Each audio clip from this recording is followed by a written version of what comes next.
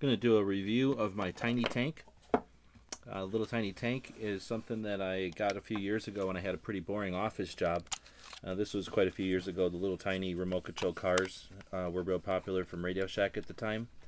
So we went online and we found these little tanks. Same principle. Basically it's a little capacitor in here that charges up. Uses 3 AAA batteries that charge it up. It just got done charging, so I'll just kind of take it off of its charger here. You can see there's a little charging station with 2 little clips that clip to the front and the back of the tank chassis. Nothing to turn on, it's just ready to go. Basically there's a little charge capacitor in there. You may have noticed I just pulled the charger just out of the base unit here. It just sort of clips in. The only real thing to assemble is the antenna onto the remote control unit. The remote control unit, I believe there's a 9-volt in here, but it might be some AAAs, I forget. So the base unit we don't need until it needs to be charged again, and then it's just got this little dust cover display case. If I remember right, the tank came with some little army guys and a bridge or something, and I don't play games with it. I just play with the little tank, so I don't think I kept all that stuff. There's nothing to it. You've got 2 buttons, a top and a bottom of each button. When you push the top, the treads go forward. When you push the rear, the treads go to the rear. If you were to push just one, the tank's going to pivot. If you push both, the tank will go backwards. If you push both forward, the tank goes forward. If I want the tank to turn left, I stop pushing on the left tread, and when the right one keeps going, it'll sort of pivot.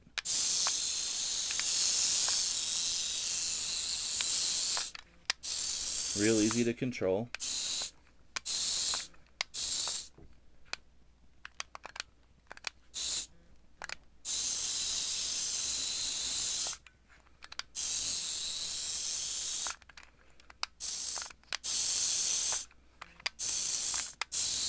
The speed is very easy to deal with. The little cars that we were using to race around on our desks would go so fast that if you weren't real good at it, it would be tough to keep the car under control in the small amount of space we had on our desks. But as you can see, the scale speed of this guy and his tank treads really allow it to be pretty maneuverable.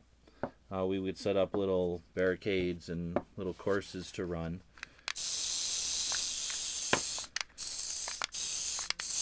But the advantage of having a tank over a little remote control car is that your barricades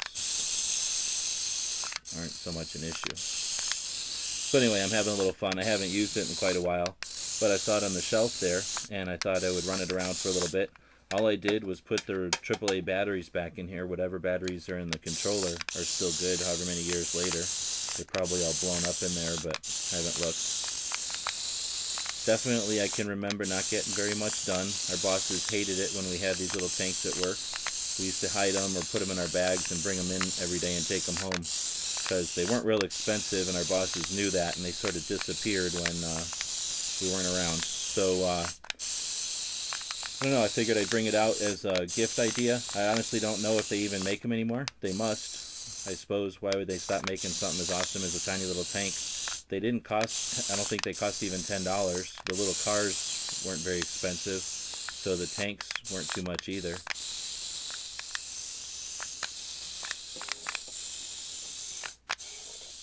I'm kind of driving it around back there, back out the front.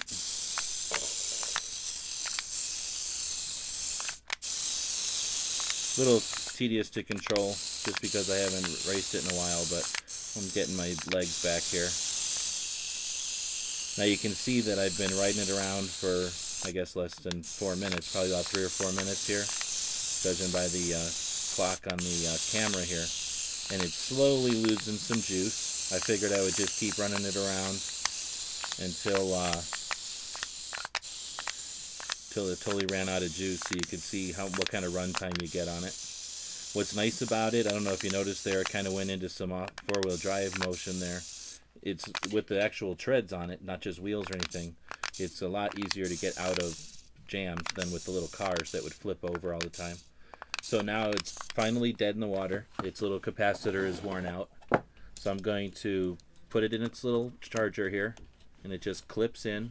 No tools or fancy nothing.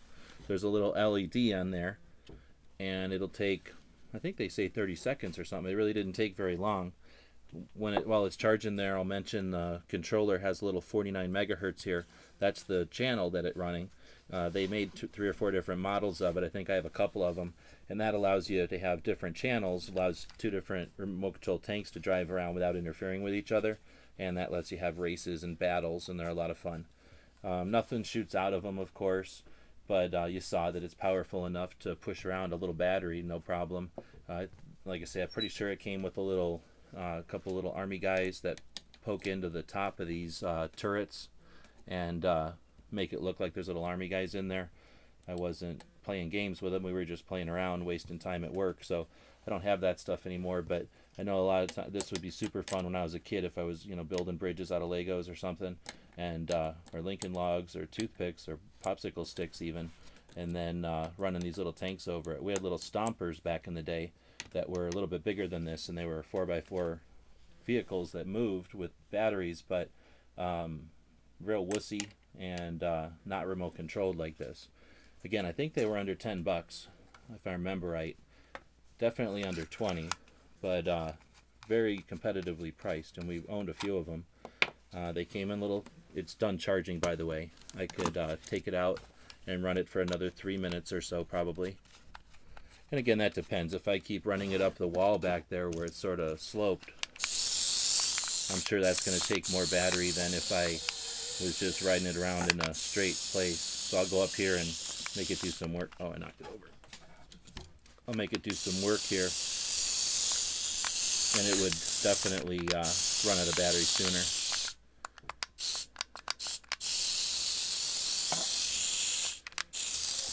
Well, that was kind of neat. So I just ran it up into its thing there, ran it back out.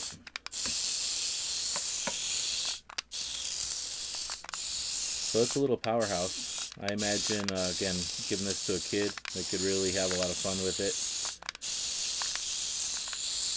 Teaches them about electronics and capacitors for sure, the difference between a capacitor and a dry cell battery, if you're so inclined. And again, you can really play with it in kind of confined areas without a lot of frustration because the speed is so slow. Yeah, you just can't run it up a wall.